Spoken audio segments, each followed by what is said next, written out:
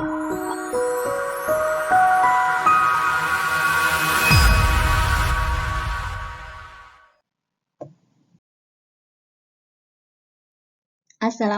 teman-teman Damasku semua. Jumpa lagi dengan Bu Santi. Senang sekali Bu Santi dapat kembali menyapa kalian semua. Apa kabar teman-teman Damaskus? Semoga kalian semua selalu sehat ya.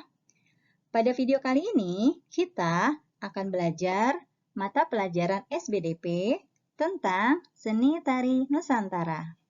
Kalian sudah siap? Seperti biasa, kita awali dengan membaca basmalah ya. Bismillahirrahmanirrahim. Pertama, kita lihat dulu pengertian dari seni tari. Nah, seni tari merupakan gerak-gerak ritmis dari anggota tubuh sebagai ekspresi dan pengungkapan perasaan dari si penari yang diikuti alunan musik yang fungsinya memperkuat maksud yang ingin disampaikan. Jadi, seni tari tidak hanya asal menggerakkan anggota tubuh, akan tetapi memiliki maksud dan makna tertentu yang ingin disampaikan si penari bagi yang melihat. Nah, makna tersebut dapat berupa filosofis, keagamaan, pendidikan, kepahlawanan, dan sebagainya. Contohnya, yaitu tari saman yang berasal dari Aceh. Tari saman ini mencerminkan keagamaan, pendidikan, sopan santun, dan juga kepahlawanan dalam waktu yang bersamaan.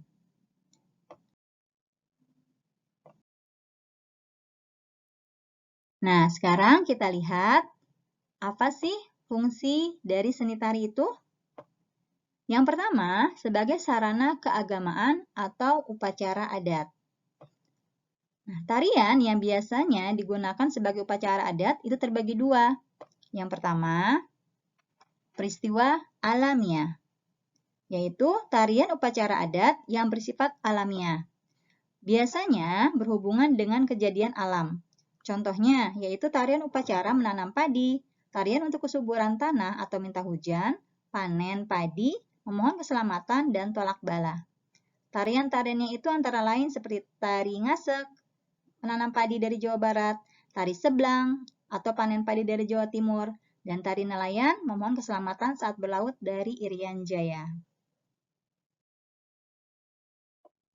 Berikutnya adalah peristiwa kehidupan, yaitu tarian upacara adat pada peristiwa kehidupan umumnya berhubungan dengan kehidupan manusia.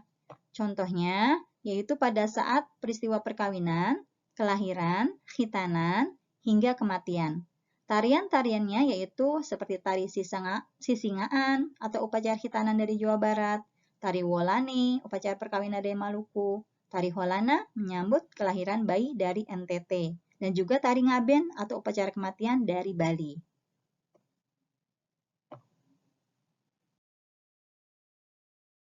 Nah, fungsi yang kedua adalah sebagai sarana pergaulan. Manusia merupakan makhluk sosial yang membutuhkan interaksi dengan individu lainnya hingga muncul keakraban.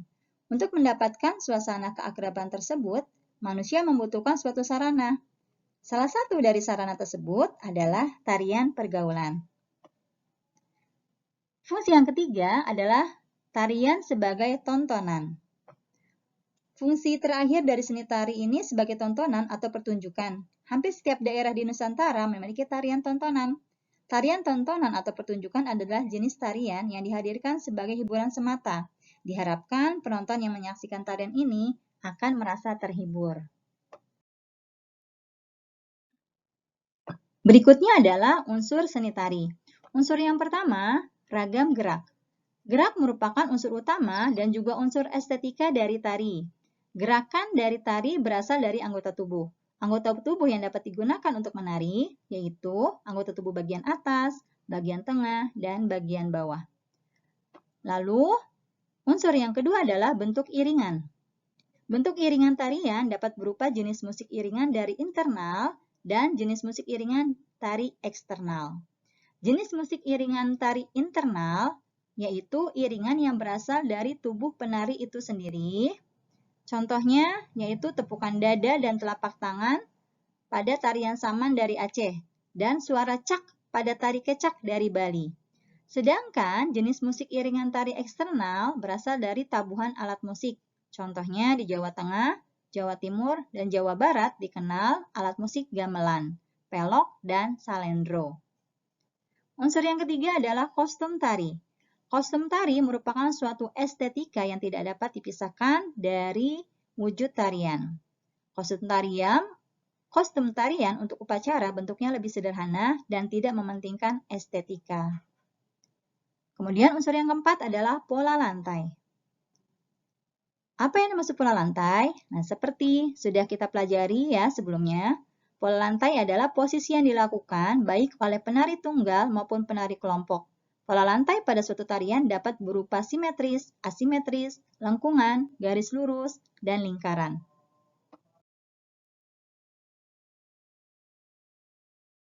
Berikutnya adalah konsep seni tari. Yang pertama, tenaga. Setiap bergerak, kita memerlukan tenaga.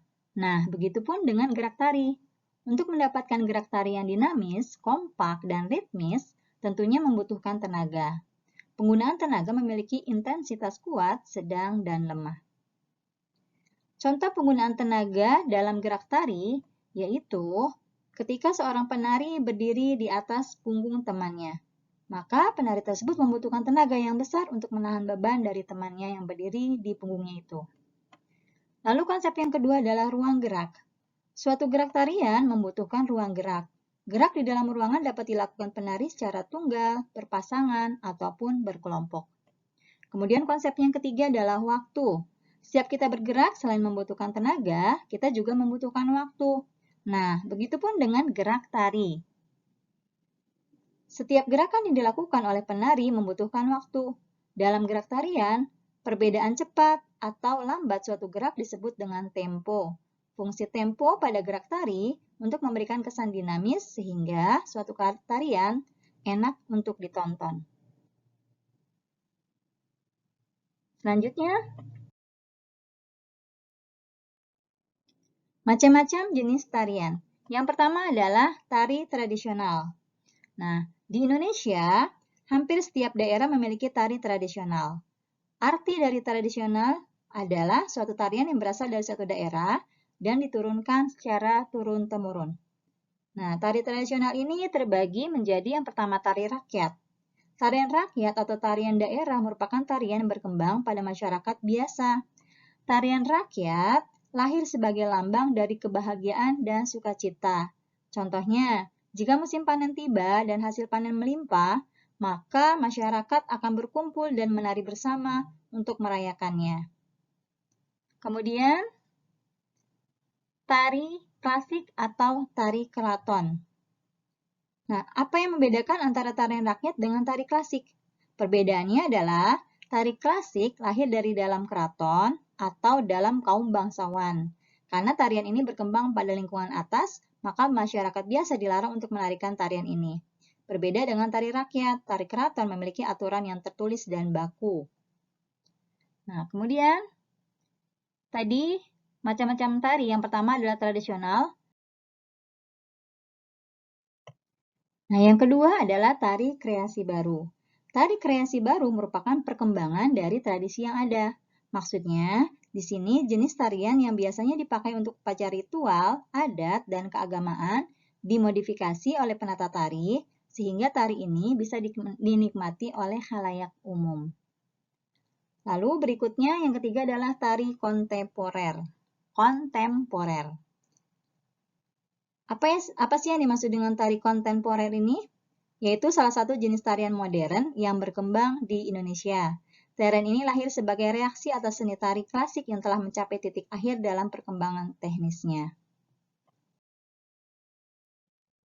Berikutnya adalah apresiasi terhadap keunikan tarian Nusantara. Setiap karya tari mempunyai keunikan yang berbeda-beda. Keunikan itu tidak hanya dilihat dari gerak, iringan, maupun busananya. Ada juga karya tari yang unik karena properti tari yang digunakan. Sebagai contoh, ada tarian yang pada awal pertunjukan menggunakan gendewa atau busur sebagai propertinya, namun setelah gerak demi gerak dilakukan, properti gendewa atau busur dapat berubah menjadi properti yang berupa kipas.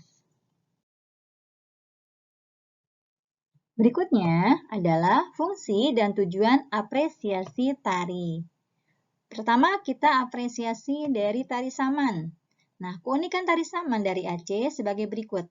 Gerak tari banyak memainkan tangan yang ditepuk-tepukkan pada berbagai anggota badan dan dihempaskan ke berbagai arah.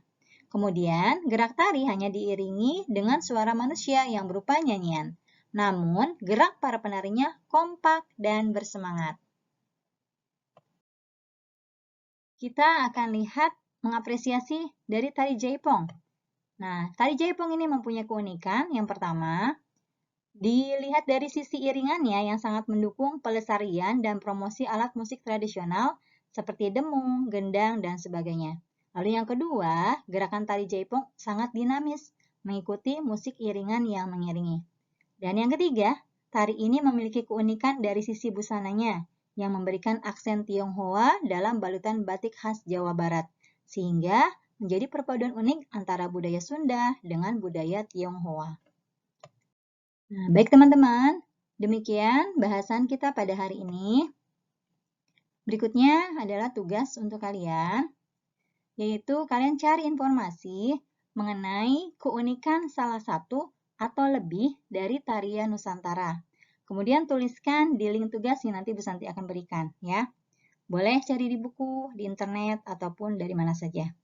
Kalian cari satu atau dua tarian, lalu tuliskan apa keunikan dari tarian tersebut. Tarian daerah ya. Oke, terima kasih teman-teman. Demikian. Baik teman-teman, demikian bahasan kita pada hari ini tentang seni tari Nusantara. Bisa ditunggu tugasnya ya. Kita akhiri pertemuan kali ini dengan mengucap hamdalah, alhamdulillah. Terima kasih teman-teman. Bu Santi mohon maaf bila ada salah. Sampai jumpa lagi. Wassalamualaikum warahmatullahi wabarakatuh.